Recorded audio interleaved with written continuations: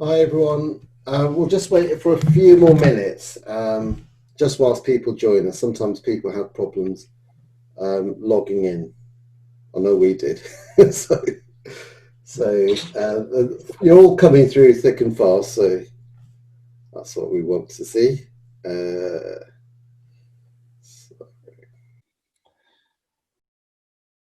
And then fractals and fascination. So ferns, without a doubt, ferns, particularly the one on the left-hand side, fractals, all they are is basically the same pattern repeating itself, but it's very, very easy for us to see. So if you look at a tree, it's branched, and it's branched again, then it's branched again, then it's branched again. It just goes on and on and on. So as you're looking at it, you're processing that. It's quite easy to process, and actually it's quite calming. You look at a fern, there's a fern within a fern within a fern within a fern, and then you look at it, it's green, it's a nice green color, and then usually it's in flecks of light and dark, and then you have this element. So how we use this element of shape is quite critical. Next slide.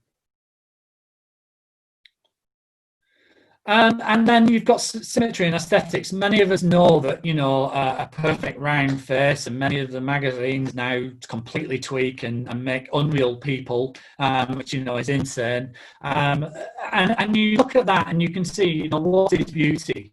And it's similar with the flowers. Now, again, it depends on what flowers you like, because if you're an orchid lover, those pictures at the bottom would probably go for the orchid on the right. However, most people, and there's only one study that's done this, if you look at rounded, perfectly rounded symmetrical flowers, and you look at bilateral or not surrounded, most will have a preference for the rounded one. Now, I've cheated a little bit because that's a sunflower as well. It's yellow, so it brings us out thinking happy. Not everyone. But it is linked to that symmetry. So how we plant and select and breed plants for our future blueprint is going to be quite critical, and we need to keep as many plants as possible. There are 400,000 garden plants in this country, so we've got plenty to play with.